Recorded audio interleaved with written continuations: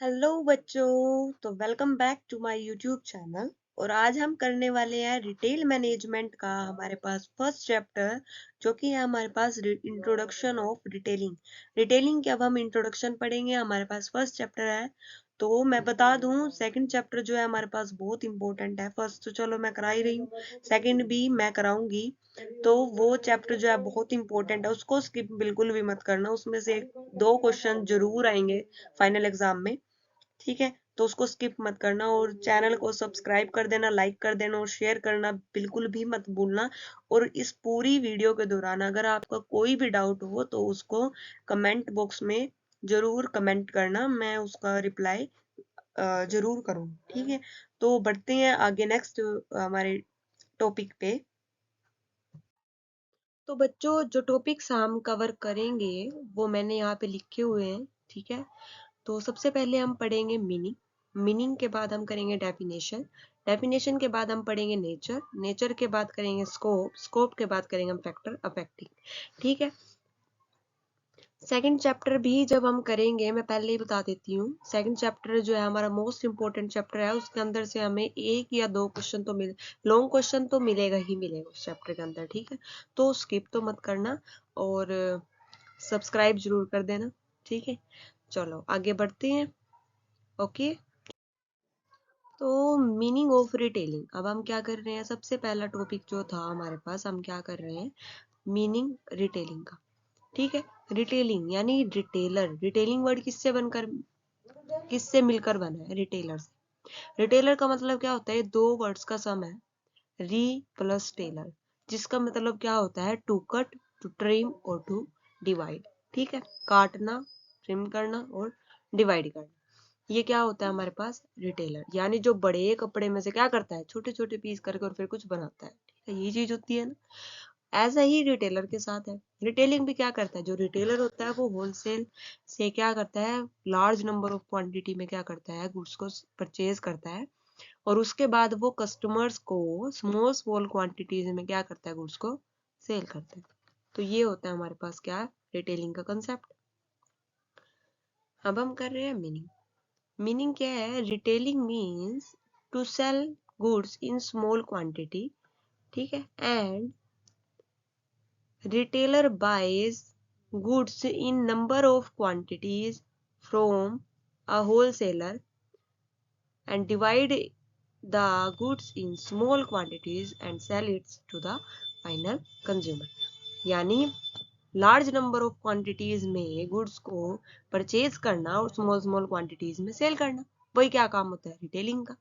Other words, retailer is a person. Retailer कौन होता है? वो पर्सन होता है जो फुलफिल करता है small orders of large number of people, ठीक है? यानी काफी सारे लोगों के ऑर्डर्स को वो फुलफिल करता है। तो ये होता है हमारे पास रिटेलिंग का कंसेप्ट। आगे बढ़ते हैं। अब ये है हमारे पास डिस्ट्रीब्यूशन चैनल। डिस्ट्रीब्यूशन चैनल यानी प्रोड्यूसर टू होलसेलर, होलसेलर से फिर रिटेलर, रिटेलर से फिर कस्टमर, ठीक है? यानी सबसे पहले हम क्या करेंगे, जो भी प्रोडक्ट है प्रोड्यूसर है उसको प्रोड्यूस करेगा, फिर वहां से कौन खरीदेगा? होलसेलर। होलसेलर के बाद होलसेलर से कौन खरीदेगा? रिटेलर।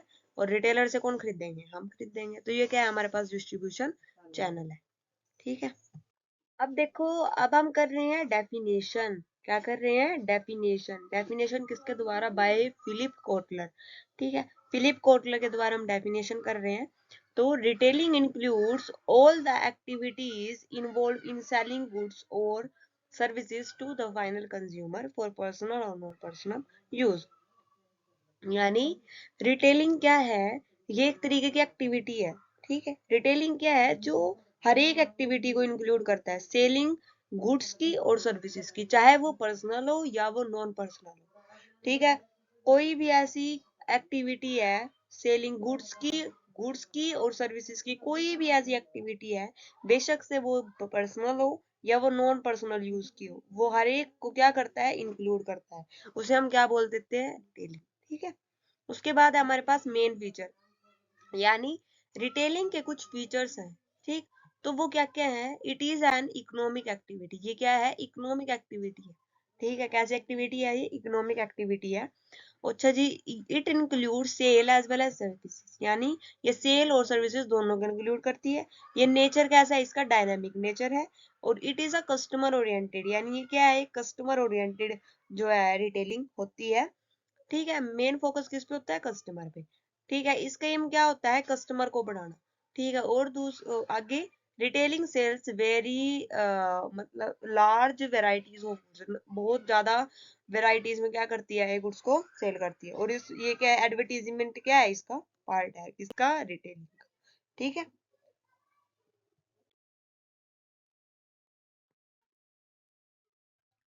अब हम कर रहे हैं आगे नेचर्स ऑफ रिटेलिंग। क्या? नेचर ऑफ रिटेलिंग, रिटेलिंग का नेचर। सबसे पहला है उसका पार्ट ऑफ मार्केटिंग। रिटेलिंग क्या है? एक मार्केटिंग का पार्ट है। मार्केटिंग का पार्ट है कैसे? यानी ये क्या करती है? हेल्प करती है प्रोडक्ट को कस्टमर तक पहुंचाने में। मार्केटिंग का काम ही क्या होता है? कि कस्टमर तक हमें प्रोडक्ट अपना क्या करना है? पहुंचाना है। ठीक है, तो ये क्या है? एक पार्ट है मार्केटिंग का। इस ये क्या करती है? प्रोडक्ट की, यानी ये हेल्प करती है कस्टमर्स की कि उनके उन तक क्या करे? प्रोडक्ट को कैसे पहुंचाए। ठीक है, इसका मेन गोल ही क्या होता है? मार्केटिंग। रिटेलिंग का मेन गोल क्या होता है? मार्केटिंग करना। ठीक है, उसके बाद है हमारे पास कस्टमर सेंट्रिक। कस्टमर सेंट्रिक का मतलब क्या होता है? ये जो पूरा कंसेप्ट है ना रिटेलिंग का, रिटेलिंग का पूरा कंसेप्ट ही किसके ऊपर बेस है? किसके इर्द गिर्द घूमता है? कस्टमर के। ठीक है, रिटेलिंग हम करते ही क्यों है? क्योंकि हमें कस्टमर को सेटिस्फाई करना है ना। ठीक है, तो क्योंकि आजकल कंपटीशन इतना ज्यादा बढ़ रहा है, इतना ज्यादा बढ़ रहा है कि रिटेलर्स क्या चाहते हैं कि जो उसके कस्टमर्स है वो उससे क्या हो? अट्रैक्ट हो। ठीक है, तो उनके लिए वो काफी सारे मेथड्स जो है ना वो यूज करते हैं। रिटेलर्स क्या करते हैं? काफी सारे मेथड्स को यूज करते हैं, जैसे डिस्काउंट दे दिया।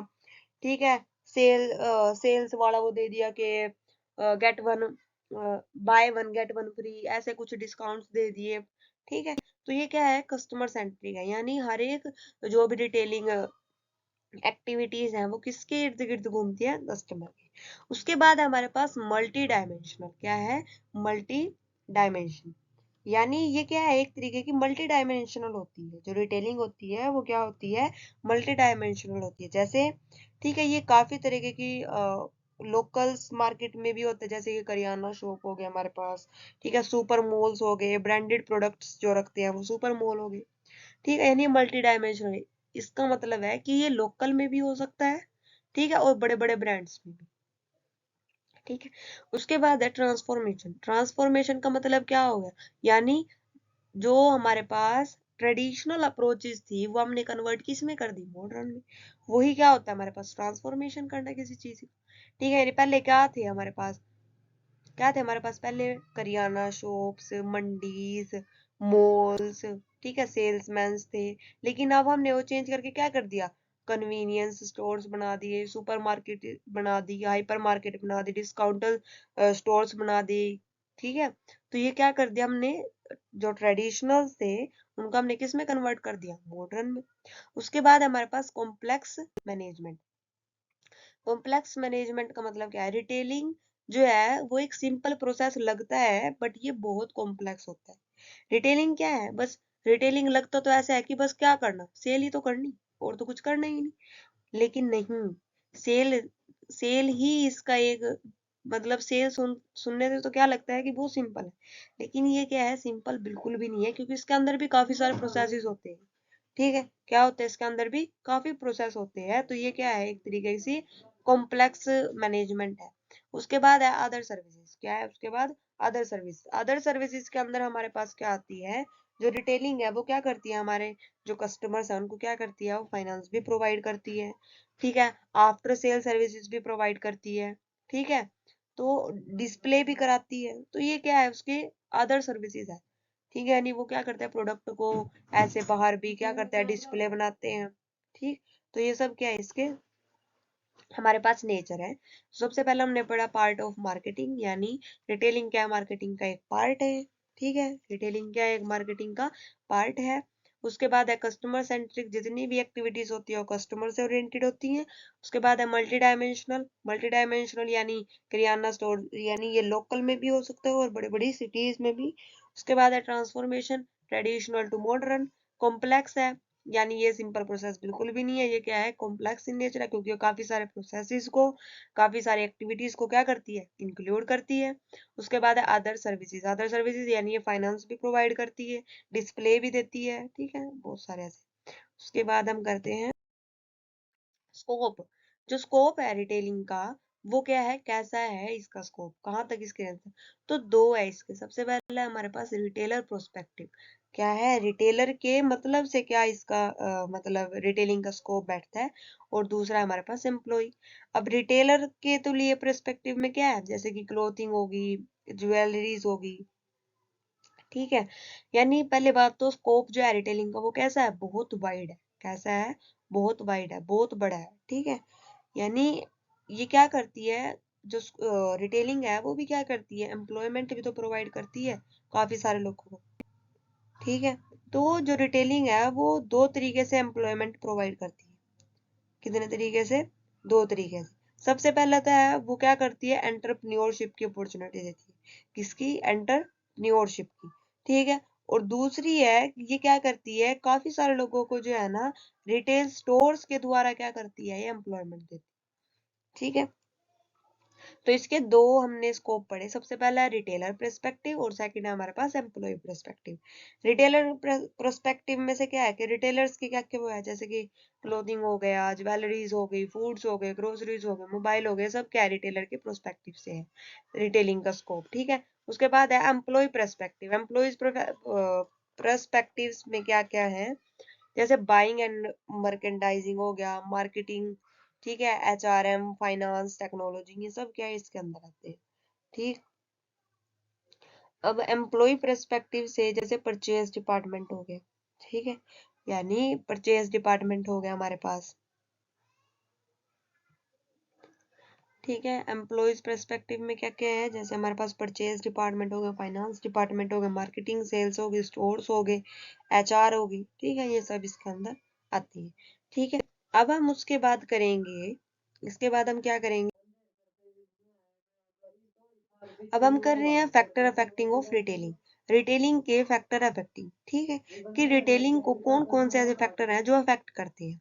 सबसे पहला है हमारे पास स्टोर लेआउट। स्टोर लेआउट का मतलब क्या होता है, स्टोर डिजाइन, आप ऐसे भी लिख सकते हो स्टोर डिजाइन, ठीक है, कि आपके स्टोर का जो है डिजाइन वो कैसा है। अगर वो डिजाइन आपके स्टोर का अट्रैक्टिव होगा तो कस्टमर क्या होगा, इजिली अट्रैक्ट होगा, ठीक है, आपकी शॉप पे क्या होगा, अट्रैक्ट होगा कस्टमर।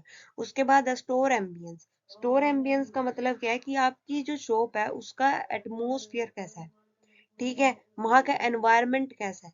अगर एनवायरनमेंट वहां का अच्छा नहीं होगा तो क्या होगा, कोई कस्टमर आएगा ही नहीं, ठीक है। यानी एनवायरनमेंट भी क्या होता है, बहुत जरूरी होता है अपनी डिटेलिंग की, अपनी शॉप के लिए, बिजनेस के लिए। वेराइटी, थर्ड पॉइंट है हमारे पास कि आपके पास कितनी तरह की वैरायटी है एक शॉप में। यानी कस्टमर वहीं पे तो आएगा जहां पे उसको काफी सारी वैरायटी देखने को मिलेगी। अब ये तो है नहीं कि आपके पास किसी भी चीज के दो साइज हैं या दो ही प्रोडक्ट आप सेल करते हो, तो ऐसे तो कोई भी नहीं आएगा, ठीक है।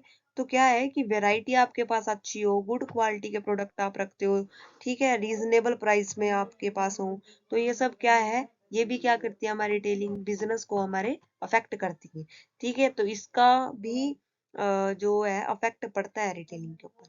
उसके बाद है स्टोर लोकेशन। उसके बाद है हमारे पास स्टोर लोकेशन, यानी जो हमारा स्टोर है, ठीक है, उसकी लोकेशन।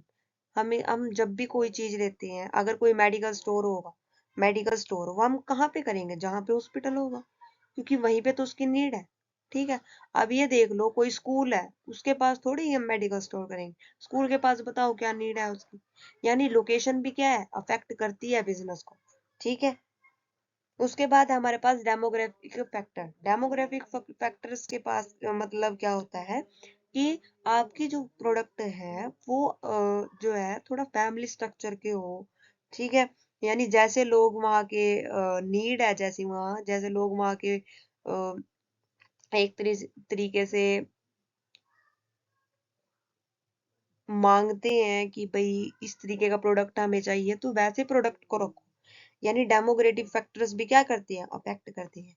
उसके बाद है हमारे पास add on services. Add on services का मतलब क्या है कि यानी जो हमारे पास सर्विसेज हम प्रोवाइड कर रहे हैं, यानी हम जब भी कोई सेल करें उसके बाद की, जैसे कि होम डिलीवरी आपने दे दी, ठीक है, उसके कोई गिफ्ट आपने दे दिया, आफ्टर सेल सर्विसेज आपने प्रोवाइड कर दी, ठीक है, कुछ भी ऐसे जब कोई परचेज करे, कोई भी सेल्स वगैरह चला दो, ये क्या हो गया हमारे पास एड ऑन सर्विसेज। उसके बाद क्या है, बिहेवियर विद कस्टमर, यानी आपका कस्टमर के साथ कैसा बिहेवियर है। अगर आपका कस्टमर के साथ अच्छा बिहेवियर होगा तो कस्टमर क्या होगा, इजीली अट्रैक्ट होगा ना, आपकी शॉप को देख के क्या होगा, अट्रैक्ट होगा कि हाँ भाई ये तो अच्छे से बात करता है, अच्छे से ट्रीट करता है अपने कस्टमर को, तो वहां पे कस्टमर्स ज्यादा आएंगे। अगर आप अच्छे से बात नहीं करोगे, अच्छे से ट्रीट नहीं करोगे, तो क्या होगा, कोई कस्टमर आएगा ही नहीं। तो ये भी क्या करता है, हमारी रिटेलिंग को अफेक्ट करता है। उसके बाद है सोशियो कल्चरल एनवायरनमेंट, यानी सोशियो कल्चरल एनवायरनमेंट भी क्या करता है, अफेक्ट करता है किसी भी बिजनेस को। यानी आपका कल्चरल एनवायरनमेंट भी वो एरिया अफेक्ट करता है एक रिटेलिंग बिजनेस को, ठीक है, कि एक रिटेलिंग बिजनेस किन नीड्स को फॉलो कर रहा है एक कल्चर के अंदर, ठीक है। कुछ मोरल वैल्यूज होती हैं जिनको ध्यान में रख के हमें क्या करना पड़ता है, अपने बिजनेस को स्टार्ट करना पड़ता है या रन करना पड़ता है, ठीक है। तो बच्चों आज के लिए सिर्फ इतना ही, और मैंने ये पूरा चैप्टर जो है वो कंप्लीट करा दिया है, हर एक टॉपिक मैंने इसके अंदर डिस्कस किया है। फिर भी अगर आपके नहीं कुछ समझ में आया, कोई डाउट हो, तो आप कमेंट बॉक्स में जरूर कमेंट करना, मैं उसका रिप्लाई जरूर दूंगी, ठीक है। तो आज के लिए सिर्फ इतना ही बच्चों, लाइक करना, शेयर करना और कमेंट करना तो बिल्कुल भी मत कर भूलना, ठीक है। और सब्सक्राइब जरूर कर देना मेरे चैनल को। तो मिलते हैं नेक्स्ट वीडियो में, और आज के लिए इतना ही। ओके, सो बाय।